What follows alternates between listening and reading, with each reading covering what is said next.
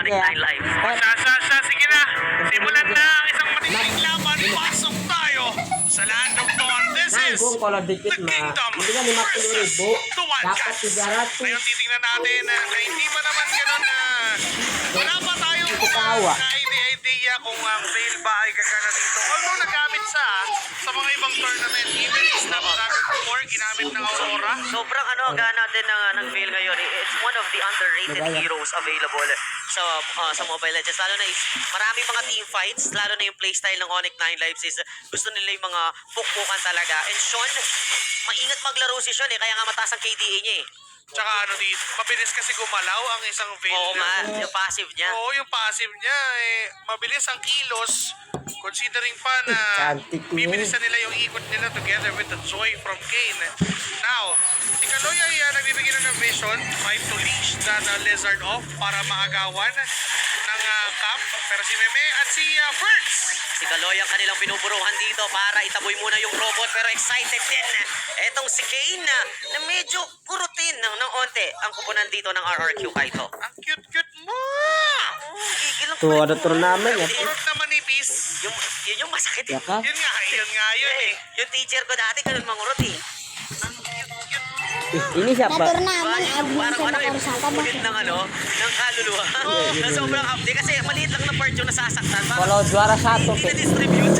dapat Kaya nga ganun lang 700 maliit Yung ginawa sa akin yan nung baby ni Tito Moritz Kaya naalala ko ito nila Arcade. Yung mga kumukurot na ganun yung Nagulat ako. Apalagi Kinuha di ko nung Joki. Dapat berapa? ito. Sige, hindi na ito kurutan. Dapat Joki. Kurot lang dito, hindi ka mananalo. Parang Tayo Sipa, advance with the way of the dragon, Kaloy kagad.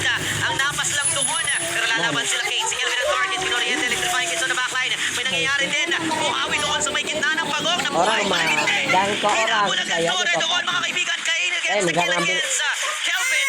Lanzo naman ang magiging casualty for the Onyx 9 Lives. Saya But the turtle is open, though. saya megang ambil untung, saya mengambil cuma juga ngambil pero jangan ambil untung. ng RRQ with those two kills kapalit ng isa.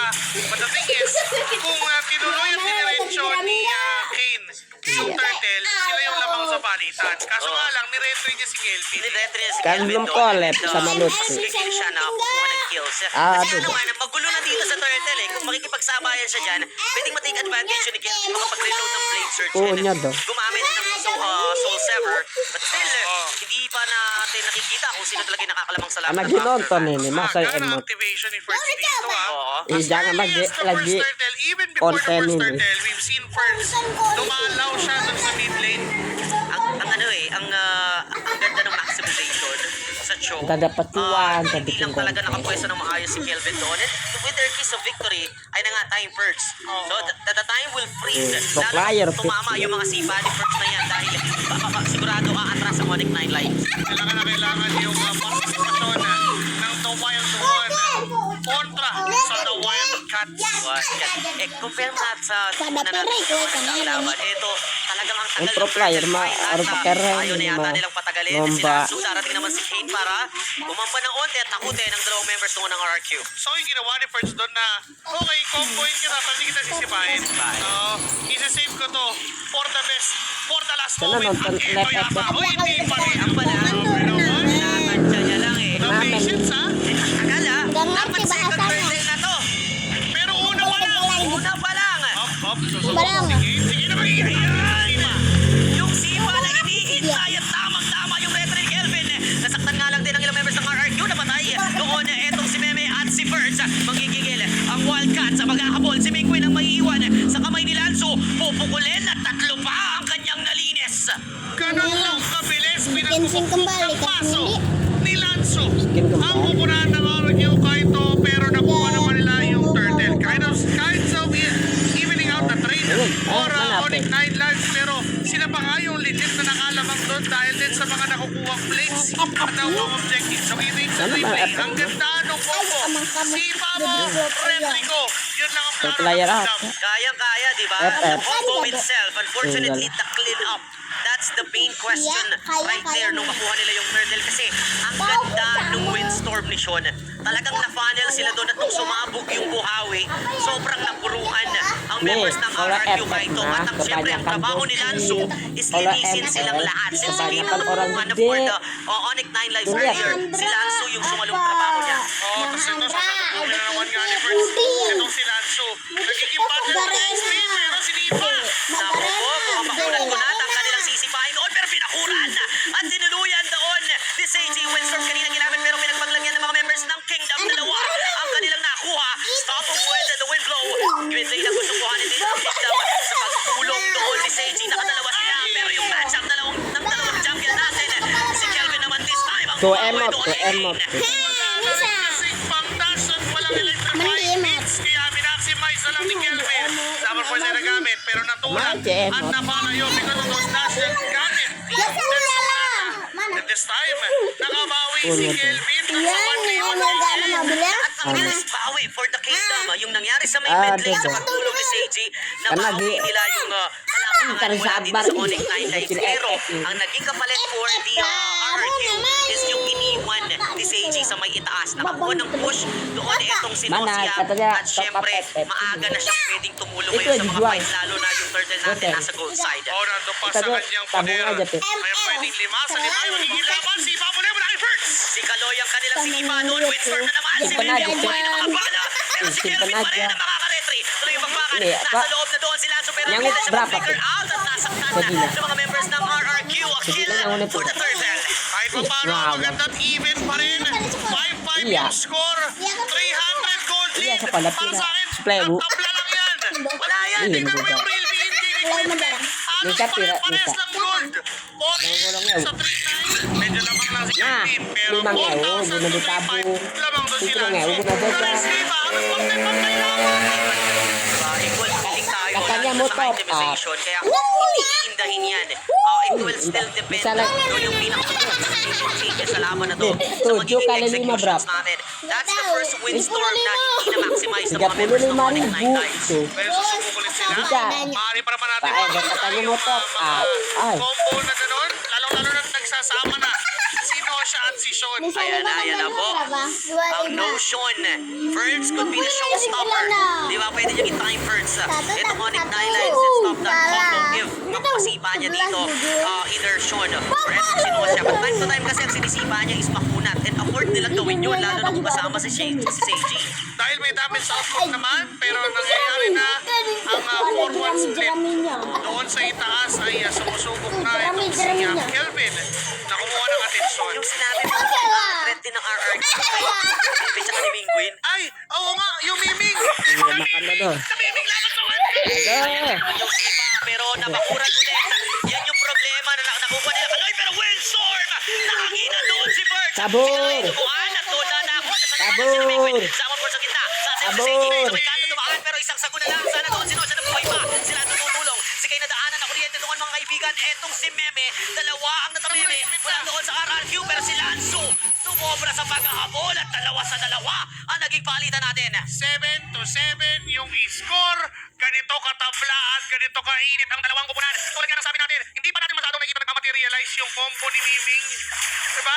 Kasi nga wildcats dito sa kabila eh. Siyempre panatakot yung Miming lang. Diba? Ganun lang. Ganun yun. So hindi pa gagana. Mamaya pa. Hindi pa gagana, no? Meme attempted to make a follow-up with Bird's attempt earlier to kill itong si Kaloy. Pero nag-work kasi yun kanina sa Hilda. This time, hindi. Kasi nga, hindi na sila nasabayan ng maaga ni Seiji. Medyo na-late ng onte yung Zaman Force. Tsaka ano din eh, wala pa din si Mingwin doon sa pagkakataon na yun. Oo. Now, Lord Fight. Nag-aabang lang si Lanzo doon sa may bandang ibaba. Pero nag-conceal natin ito na si Ayan Kaloy. na po. Linya na walang mapilit. Pinatiran! Dalawa yung nabakuran, pero magwawala doon si Sean. Nakagilan ang mga members ng RRQ, pero may bawi din naman si Nosya doon. Si Nosya na wasing-wasing at si Lanzo na lalasing. Akabulin din doon ni Kelvin. Kelvin with an arrow. Piso na lang ang buhay doon ni Lanzo at wala silang choice kung hindi ibigay na lang sa Kingdom ang Lord. Ang ganda sana nung attempt. Ang ganda sana nung pag-try. Kaso nga lang alam ng RRQ na nandyan ka pala, napaflicker si Kaloy. Wala siyang na-ejector na unahan, lahat sila ni Meme. Oo. At yung sakripisyo na yon ang nagbigay sa kaharian ng Lord. Literal na hagis sa hangin. Di ba? talagang ang plano nila, hagis sa hangin lahat, ihahagis papunta kay Sean. Pero naging literal yun kasi wala siyang nahagis at nabakuran pa nga sila doon. Netong ni Meme, time and then very timed with the Zaman Force, sobrang nasaktan and clutch with that, yung kill nga. Oo, saktong-sakto yung dating ni Kelvin na nakuha niya yung kill na yon. Kaninang nahihirapan sa halos siya pa nga yun na first blood dahil sa ginawa ni Kane. Pero ngayon siya rin bumabawi. Kane daw, si Seiji ang target. Oh, ganda nung Eternal Guard at napigilan ang pagsayaw doon ni Kane na ankle break ni Seiji at napalalim Si ang mga Papa! members dito ng Onyx Nightlight by si Papa palabas. Si Perch nga lang ang kakain ng mga bala. There! Ito na naman si Meme sa kanyang bakod pero tuloy-tuloy ang pagparil doon ni Nosha. The Sean and Nosha connection trying to defend their turrets here against the Kingdom. Triple kill nga lang ang nakuha ng Onyx 9 lives kapalit ng dalawa for RRQ Kaito. And now we're looking at them defending. Ganda sana nung ginawa ng RRQ Kaito na mailigtas si Seiji because of that EG boy. Ang kaso nga lang, masyadong malalim si Meme at si, si Perch. Ang ganda nung sipa din, kaso under the turret. So technically, na-punish siya ng Wildcats. Nagkaroon ng split pagdating sa decision. Sa tingin ko yung RRQ doon kasi nag-react nga sila doon kay Seiji. So instead of helping helping Meme and Ferds doon sa kanilang naging atake, napilitan silang samahan etong si Seiji and that's Kelvin and Mingwin actually reacting to that play. Yes, they killed Kane. However, that gave the Onyx 9 Lives a chance para makahinga pa. Kailangan na kailangan pa ng dito, ng breathing space for Onyx 9 lives kasi unti-unting iniipit unti-unting sinasakop ng RQ Kaito. Pinapalawak nila yung kaharian nila pero teka lang, 5-man conceal ba? Pwede makita.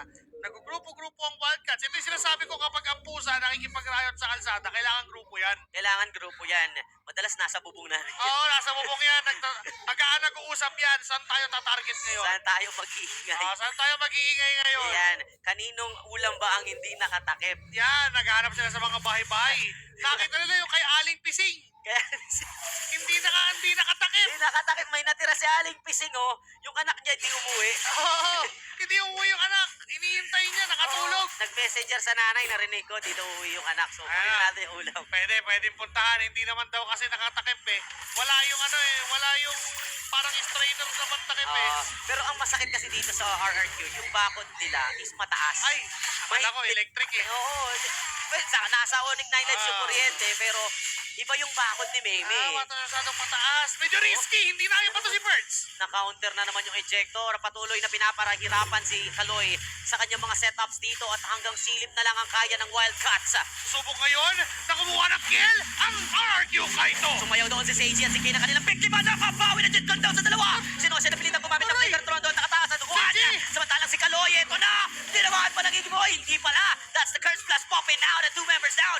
Coming in mula doon sa Wildcats. Mukhang papasok na ang Kingdom dito sa Wildcats. Ito na ba yung katapusan? Maybe with the Flicker fist break. Nakapulit. At dumidepensa pa rin dito sila Sean. Windstorm, Windblade para itaboy ang mga members doon ng Kingdom. Nakapasag ng inhibitor nang hindi pa lumalabas yung Lord. Ngayon, nandun pa sa taas. Susubok pang bumasag ng mid lane. Hindi pa nakakalapit yung Lord pero pasag na yung dalawang lanes. Pero sinasaktan sila dito na kupunan ng Onyx 9 Lives. Naghihiro, pilit na pinapatama ng Onyx 9 Lives dito ang kanilang mga damage para lang mapatras sila first pero gigil si Wild One. Ito na naman si Kane, susubok sa may harapan. Si Kaloy nga lang, inapuruan Meme. Ang mapapas lang doon sa Windstorm and Kaloy will be taken away. Lanzo, nawashing-washing doon mga kaibigan ni Kelvin at tatlo na naman ang didepensa sa Wildcats. Hindi pa nakakasipa si Birds. Di ba yan ha? Pwede pa siyang kumombo ng isa dito. Wala nga lang siyang flicker na nagamit. Susubok pa ba ang RRQ Kaito? Hindi na muna bigla. Nosha doing everything, pre. Pinipilit patagalin ni Nosha tong laban na to sa kanyang mga Death Sonatas. Pero heto na naman ang subok ni Kelvin. Naka-tower lock na, may sipa pa. At yun na nga, Kingdom will take the game number 1. Nagwawala si Birds.